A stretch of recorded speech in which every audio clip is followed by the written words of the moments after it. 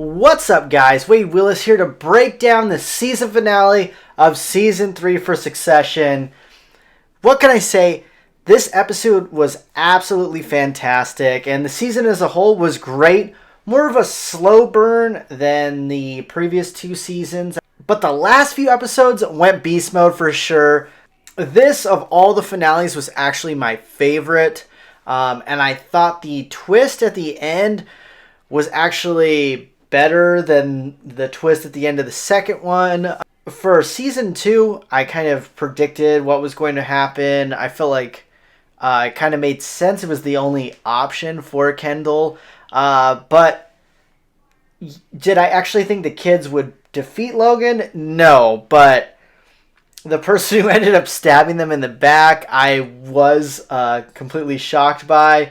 On a rewatch, and thinking about all the things that happened in the season, it makes complete sense, but I just did not see Tom doing that. And yeah, guys, don't forget to like the video and subscribe to the channel if you haven't already. Trying to get to 3,000 subscribers, I'd really appreciate it. But yeah, in this video, I'm going to kind of go into some of the important plot points and stuff that happened during the story. And I'm also going to give kind of my thoughts on how I felt about a lot of those kind of crazy events. There was some of the strongest and most emotional scenes I've ever seen in a TV show. And multiple instances of these were in just this episode. Now, last week, I know me, along with a lot of other people, we were kind of, all my friends who watch Succession, I have been kind of debating them on if Kendall was alive or dead. I kind of thought they were going to kill him off in this season. Kendall, he was in the hospital, almost drowned from... It almost seems like he was trying to kill himself, but if he did, that seems like it was one of the worst suicide attempts ever. Just drinking a lot and then swimming in a pool. I feel like he was just kind of disheveled and lost himself, and I don't know. That's just how I see it, but I don't think it was actually like a serious attempt. But yeah, that's just what I thought. And Kendall's just using this bravado, talking about how he's gonna like post stuff on Instagram about all these papers he has, and it's just stupid. Would that really do anything? No. If the information he gave the government didn't do anything to his dad, I don't think his dad's gonna care what like woke people think about him and them trying to cancel him. I mean, what is it gonna do?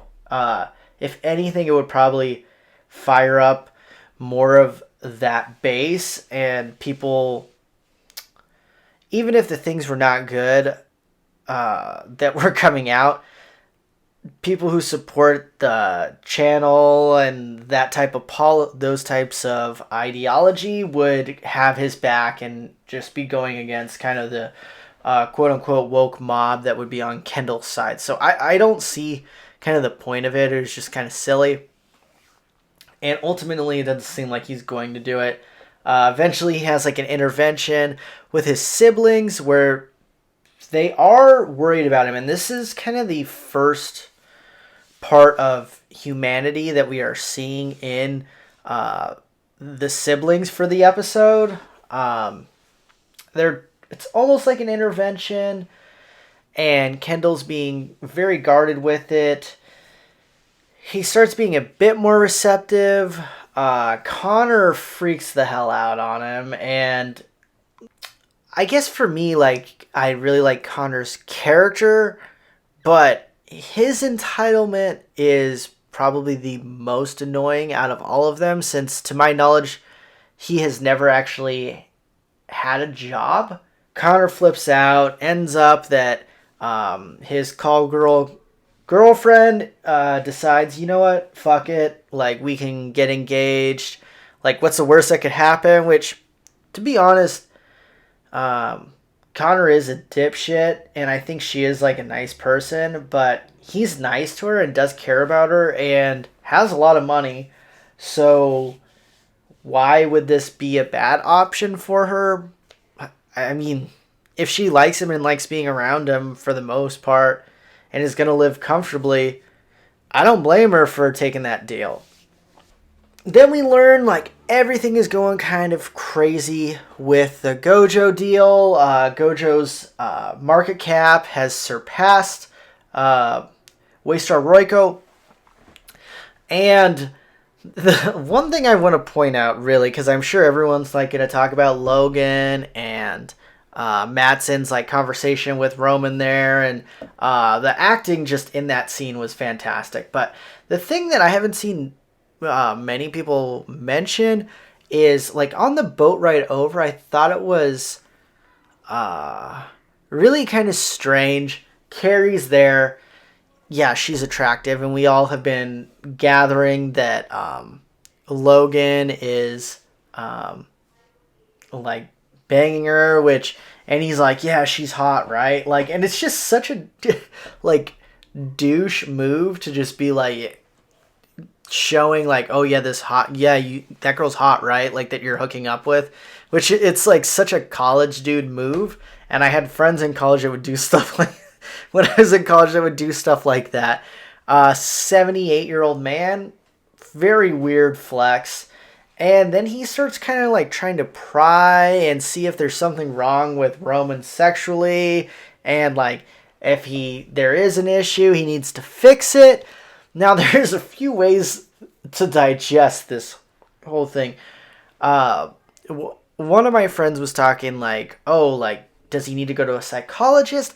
I kind of think that he's more of looking at it as like a slump buster situation. If you need to just have sex with someone, like, don't let anyone find out, like, do whatever you need to do, but like don't have it be in the public eye. That's kind of, and I know the term that I used was not whatever woke, but that's kind of how I think Logan would look at it. But yeah, let me know if you had a different opinion of that whole exchange.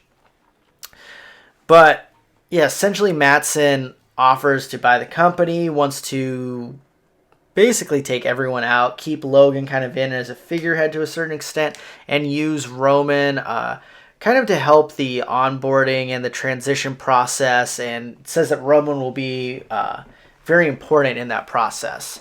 And Logan tells him to fuck off, but then says he wants to stay there and sends Roman off. You feel for Roman. Roman is not a good person. He's like my favorite character. I think he's a piece of shit, but he's funny, and I think he has good in the business world, he has some good feelings and like understands things in the world and how the world works, a lot of the worst parts of the world, and you can tell that like it's not sitting well with him how he left things, but he keeps it to himself because he is pretty loyal to his dad. And when they're at the wedding, all hell breaks loose. They start to realize, like, oh shoot, like most of the people in the company are not here. Jerry's gone. All of a sudden is talked to by Carrie. She goes missing. It's just, you can feel that something's up. And they find out that they are going to sell to Gojo. And this causes, like, Shiv and Roman to kind of find Kendall and try to get him up to speed, even though they've been shunning him the past few weeks.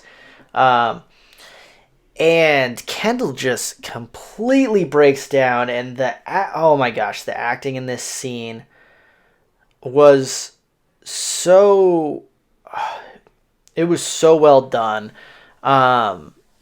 Visually, it looked amazing with kind of the like Italian background, the type of sand, just everything looked fantastic.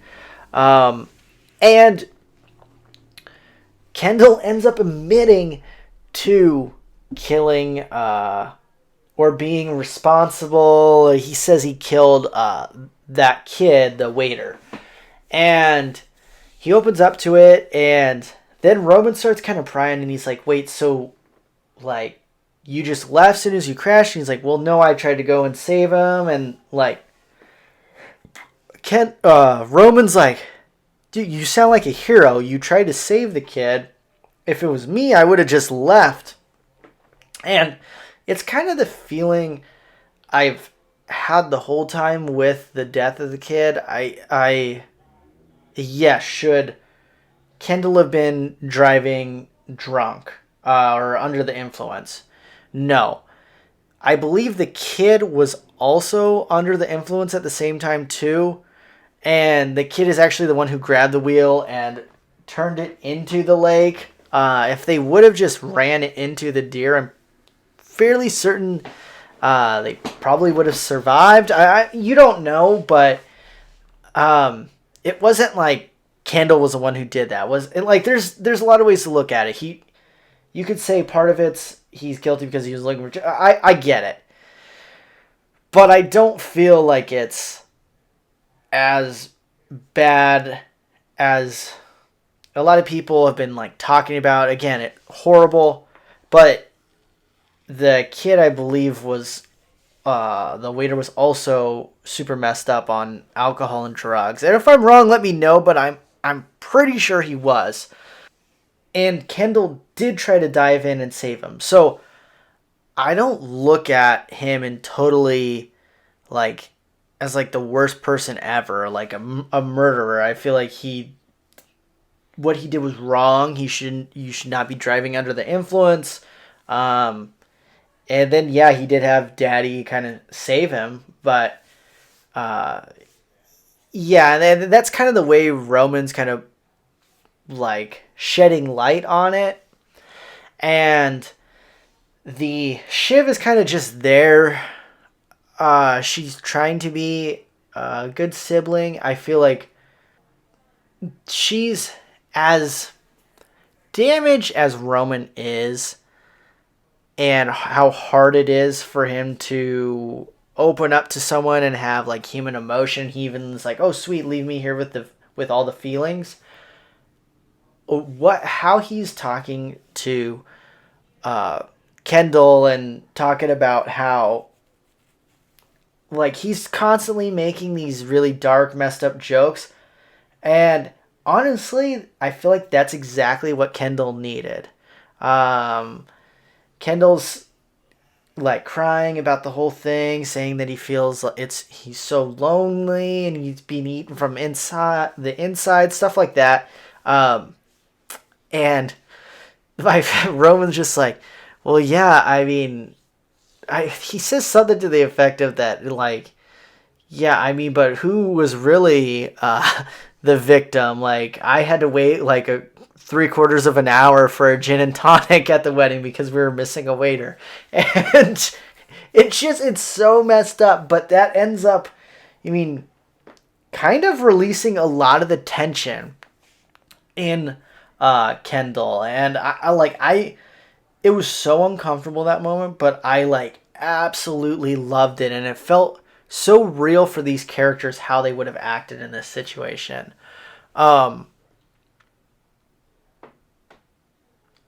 And then, they develop a plan to try to overtake the father. Apparently, for the father to do something like this, sell the company like this, he needs approval from the children in the holding company. I don't get all of the kind of things in it, but essentially he cannot do it without them because of part of their mother, who just got married again's divorce settlement.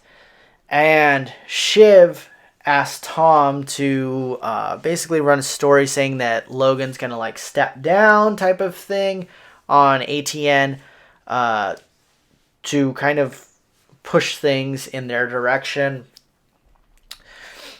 They get to the compound where the father is working, and then this is where all hell breaks loose. He is trying to pry Roman away from them, and is kind of saying that Roman is kind of safe here. And it seems like, I do feel like Roman is the only one he was trying to save. Now, the thing with this is, Roman was really the only one out of the three siblings who had anything to lose in this situation. Shiv, apparently she has like a board seat. I don't know if that was ever for sure finalized, but it seems like it was. Um, she was really had no real job in the company. Kendall is ostracized. Roman was actually in good graces and helped kind of facilitate this relationship with Matsson to be able to get this deal done. And did he get everything done the way they wanted? No, but he was, I think, very important into making this happen. And Logan's even saying to him, like, hey, like, you're fine, Roman. But Roman, the thing in the beginning of the season, and I thought this was very interesting. Logan was thinking about having Roman as his acting CEO until Roman suggested Jerry and like realized he's not a killer, can't do it, too much of a coward.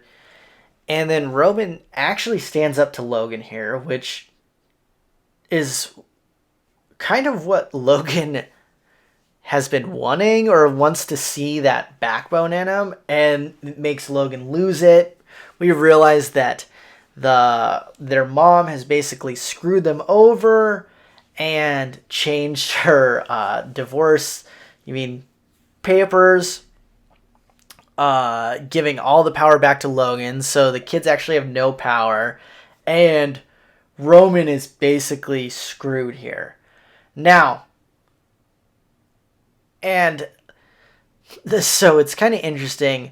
Kendall, who we've seen constantly just broken and destroyed, he is the least affected by this because he's constantly losing to his father.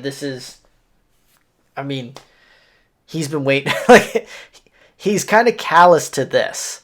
He always loses to him. It's gonna continually happen. He does not have what it takes to defeat his father. And his father constantly beats him down.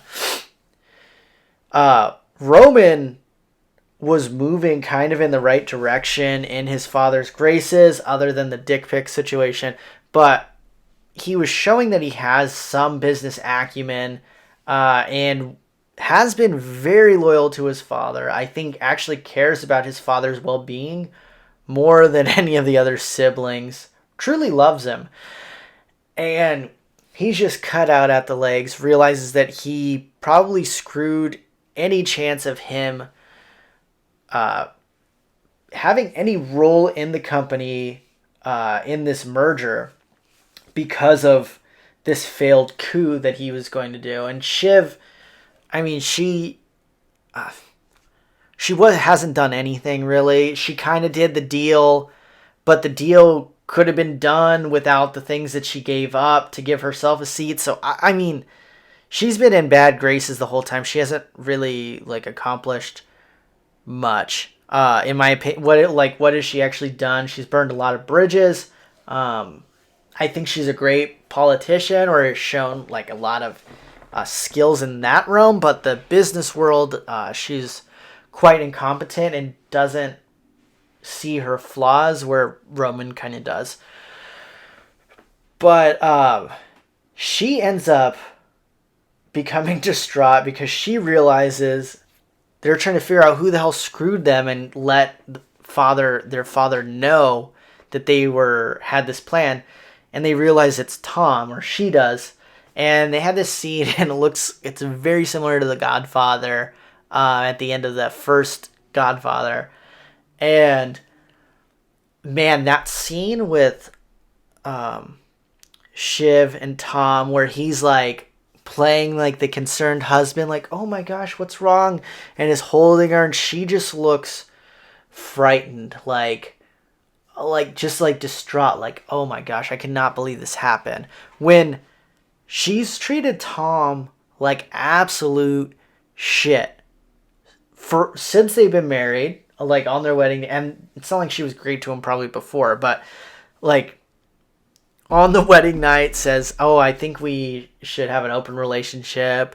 been cheating on, dude, just all this stuff going on. Tells her she's not really in love with him, and like, good lord, has been horrible to him.